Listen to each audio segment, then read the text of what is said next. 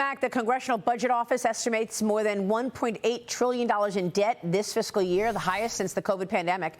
That estimate up 11% from last year's $1.7 trillion gap, but slightly lower than the CBO's June estimate. Joining me now is Missouri Congressman Jason Smith. He is the chairman of the House Ways and Means Committee. Mr. Chairman, good to see you. Thank you so much for being here.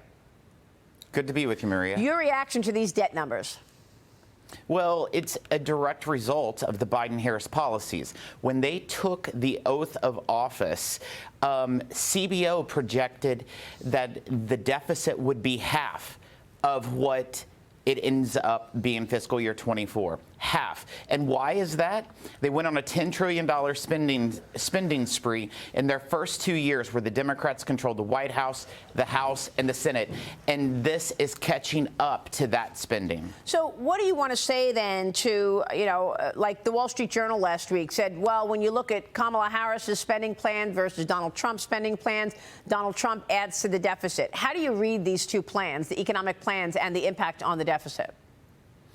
But Donald Trump's plan does not add $10 trillion over 10 years, which in fact, that's what Harris did just as the tie-breaking vote on the American Rescue Plan, which was a $2 trillion spending project that paid $400 billion to people to not even work. We saw the Inflation Reduction Act, which was roughly $1 trillion, that rewarded their environmentalist buddies, wealthy billionaires. In fact, the green energy tax credits in the Inflation Reduction Act, 90% of that money went to entities that had more than $1 billion in sales.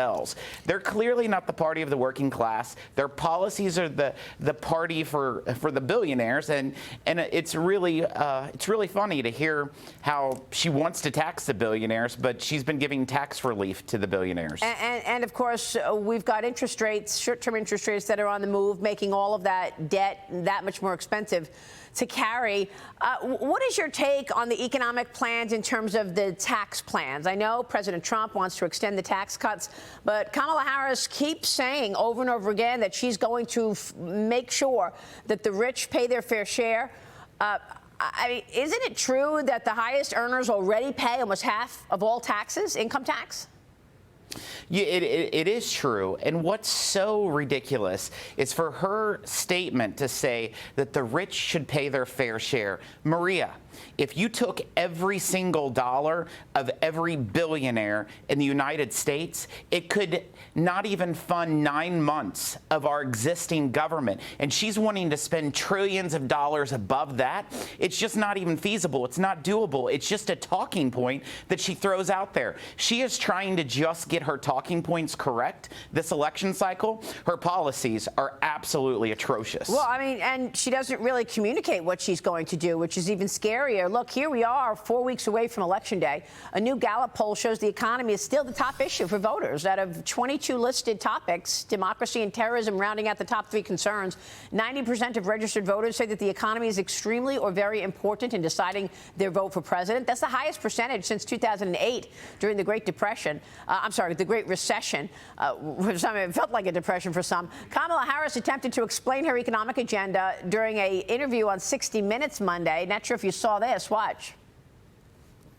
You want to give tax breaks to first-time home buyers. Yes. And people starting small businesses. Correct. But it is estimated by the Nonpartisan Committee for Responsible Federal Budget that your economic plan would add $3 trillion to the federal deficit over the next decade.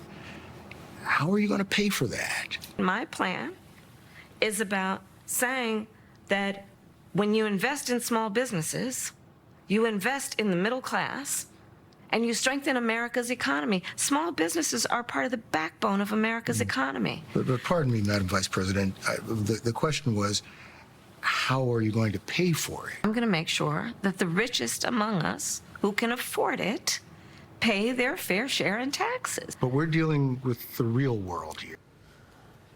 Congressman, what about that? I mean, it seems like that's her answer to everything. Make sure, the highest earners and business pays up. As the moderator said, we're dealing with the real world here. Look at the last 1,400 days of the Biden-Harris administration. She has said that she would not change anything differently. And what does that mean? every American has faced a 20.3% inflation tax just to put food on their table, clothes on their backs, and gasoline in their cars because of the Harris-Biden economic policies, where she was the tie-breaking vote that brought this incredible $10 trillion worth of spending.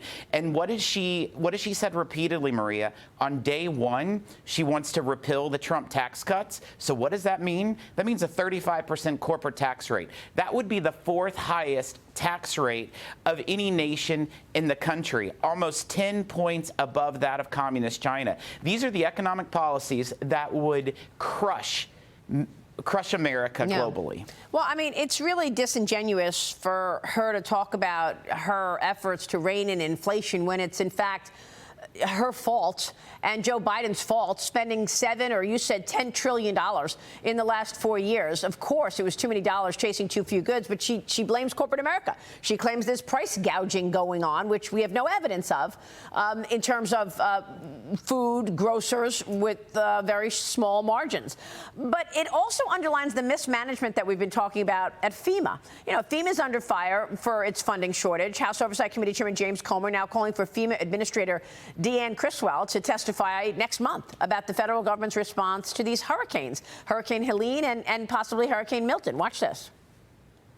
We have a lot of questions for FEMA, and I don't think anyone in Congress in either party can answer specifically where they spend their money. I certainly plan on bringing the FEMA director in mid-November. We don't want to do anything to hinder the efforts that are ongoing now, but I think a lot of these questions hopefully will get answered in the middle of November. At the end of the day, I think we need to have a complete review of FEMA, just like we did with the Secret Service when the House Oversight Committee brought in Kimberly Cheadle.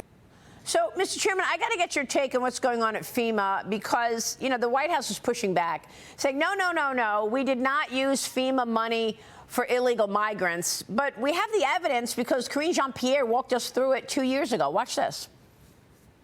FEMA regional administrators have been meeting with city officials on site to coordinate available federal support from FEMA and other federal agencies. Funding is also available through FEMA's emergency food and shelter program to eligible local governments and non-for-profit organizations upon request to support humanitarian relief for migrants. We'll continue to do what we can as a federal government to support these cities as we rebuild our asylum processing system after it was gutted by the Trump administration.